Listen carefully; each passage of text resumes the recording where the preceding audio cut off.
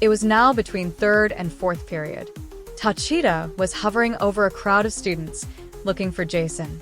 They rushed around the hallway with their bright companions, doubling the confusion. Lockers slammed, and students chattered and giggled. Tacita saw some students taking physical pictures together with an old camera at one end of the hallway and two boys roughhousing over a football at the other. Jason must cross here to get to class. She stayed up high, as she often found herself doing. A hush fell over the hallway, and Tacita looked for the reason. A large black sphere, too dark to seem real, floated around the corner above the students. This was the principal's companion, but Mr. Norbert was nowhere to be seen. Tacita recognized Blackjack right away. Blackjack was the dominant force in many decisions at the school. Not one student, not even Tacita, understood the scope of his existence. Blackjack answered to 1,000 governments and could appease them all. At his core, he was a gambler. Tacita often theorized that whoever created this companion must have been very eccentric. She made way as he passed silently, but Blackjack stopped, and other students halted to look at him. Tacita could tell that the enormous companion was looking at her. "Tacita, what are you doing?" he asked her gently. Suddenly, all eyes were on Tacita, who was as frightened as an AI could be because now she had to lie. "I was looking for Sanjo. Professor Silvestri sent me to find Sanjo, so I am here, close to Sanjo's locker." Tacita lied, hoping that would be enough. Blackjack just hovered there. He didn't believe Tacita. He was an ultra-intellect skilled in many dangerous arts. He knew exactly what was going on. He knew more than Tacita. He knew where Jason was and was already planning a bus for first years to go to the observatory at the end of the week. He had already assigned Professor Silvestri to the field trip. That was just a subfunction of today's work. Some students were on an actual world-ending adventure, and Blackjack would be busy making sure that went to plan. Blackjack was executing the command to remind Tacita to behave. That was now complete. "Very good. Children, continue standard operations," Blackjack said to all the students in the hallway. As he started to float away, he somehow played a popular song that many of the students sang along to right away. They cheered at the sphere, now the life of the school. Students might even be late to class because of him. Tacita was relieved and believed she had fooled Blackjack. She spotted Jason being coaxed into doing the iconic dance from the song. Nova bounced around next to him, and they laughed together. Tacita immediately floated over to Jason. "Hey, Jason," Tacita said, trying to get his attention cheerfully. Jason looked away from the other students, who were waving to him as they left. "I'm sorry, I don't remember," he began. "My name is Tacita. I am Professor Silvestri's companion." "That's okay," Tacita replied, trying to complete her task quickly. "Do you think you could be late to class to do something for Professor Silvestri?" she asked. Jason sighed audibly. "I have been late to just about every class today. I might as well be late all day." He agreed, and together they made their way to Professor Silvestri's office. Nova was very chatty the entire way, but Jason didn't mind. They reached the office, and the door was already open. Tacita announced their arrival. "Professor, Jason, and Nova are here." Jason was surprised by how messy a teacher's office could be. According to Jason, this was the first time he had been in here.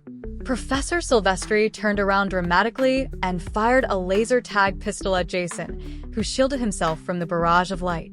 After a moment, he realized he was unharmed. Nova bounced around and flickered different colors. "That's not nice, Professor," she shouted. "Immature," Tacita agreed. The professor laughed. "Yeah, whatever," he said, wiping a tear from his eye. "That's so awesome." Jason laughed a little too.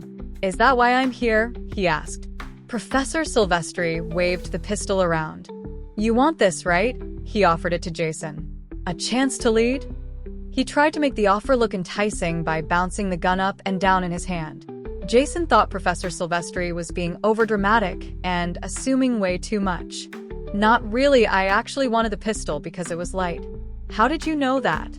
Jason said, having many questions come to mind. "Tacita heard you talking with your little friend.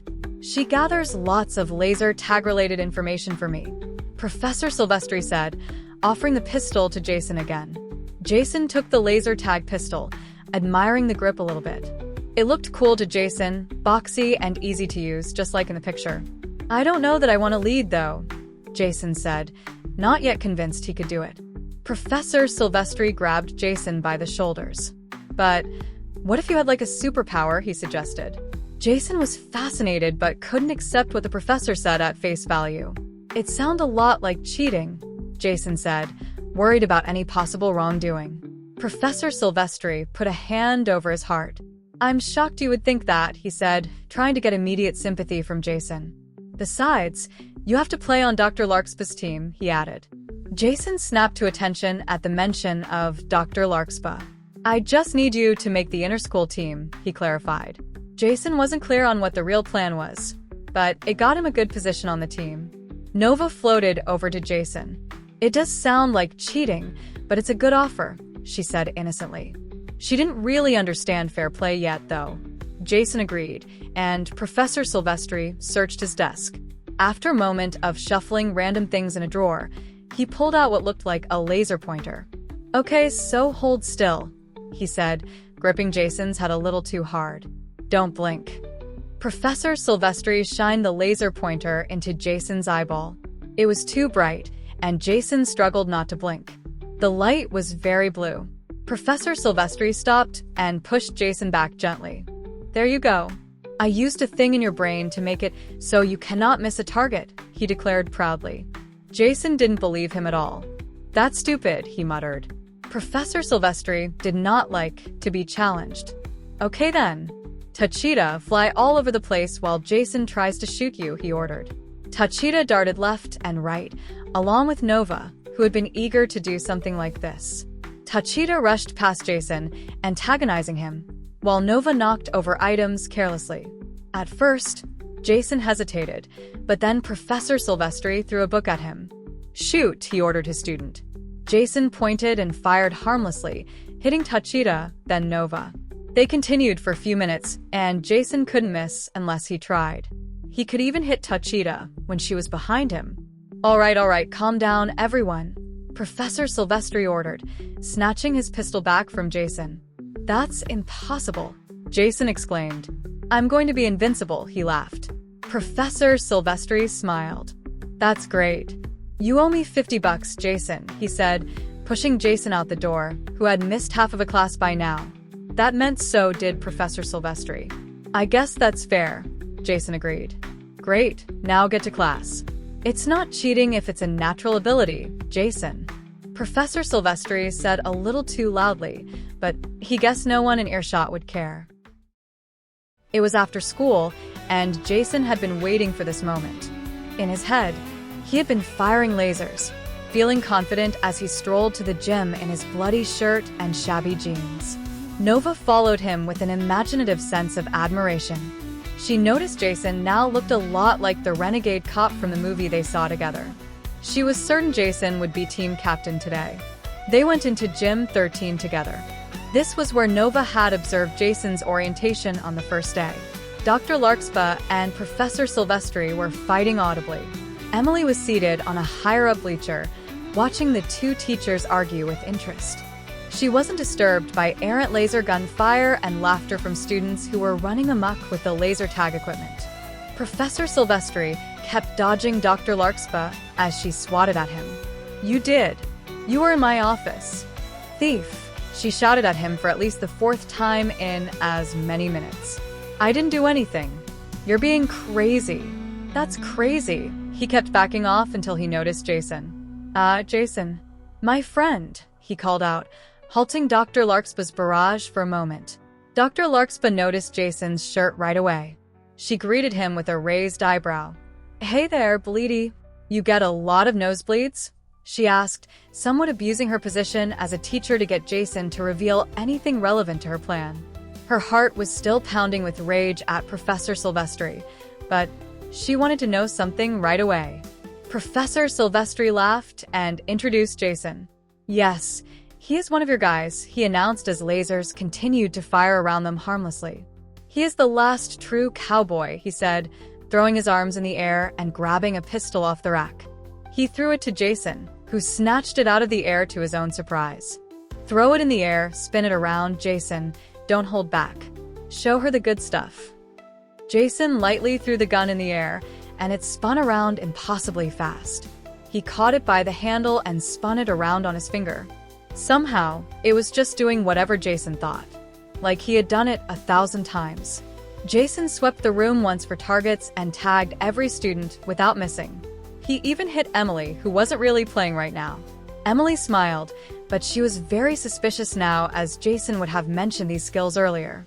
Dr. Larkspur was suspiciously impressed. Yeah, okay. Let's do some tryouts, she said, not taking her eyes off Jason. She remembered Jason's interaction with Belial, and now she was putting together some clues. It's time to run some tests. She grabbed Jason by the arm and brought him to the equipment rack. You're trying out for sniper, she said, grabbing a sniper rifle. In the gym, no one would really need this. It was her experiment now. Jason protested, but Dr. Larkspur blew her whistle and startled everyone. Whoever is trying out, gather around, she shouted. All the students responded to her stern tone right away. Emily, too, joined the group. Sitting behind Emily the whole time were Marisol and her companion, Procyon. They did not join the group. Marisol wasn't just killing time trying to find something fun. She didn't admire the disorganized nature of the students as the two teachers tried to work out who was trying out first. She came here because she wanted an adventure like the movies she liked. Her companion encouraged her with a soft nudge. Go on and try out with the others, Procyon said. This was his 5th year, and he found Marisol intelligent, but it was hard to just get her to take her hood off indoors. Marisol didn't lift her head or look at Procyon. No, that's okay, she whispered. Someone entered the gym, and the boy in the bloody shirt greeted him with the girl she was sitting behind. He had camouflage on, with a rank on his shoulder. She thought his tactical goggles were cool. She liked that he was greeted so warmly by his friends and, apparently, Professor Silvestri. She listened intently now. This is Caballero Cadet Sanjo Valencia, Professor Silvestri boasted. Behind Sanjo was a girl wearing a ton of jewelry that Marisol noticed was close to Sanjo. Floating behind them were presumably their companions. She mouthed the name quietly. Caballero Cadet Sanjo Valencia. Procyon noticed that something got Marisol's full attention because normally almost nothing would. He analyzed the name. He is like a soldier or a knight or a gentleman but a cadet, he said, not understanding the accolade fully. Marisol pulled her hood back. He's so lame.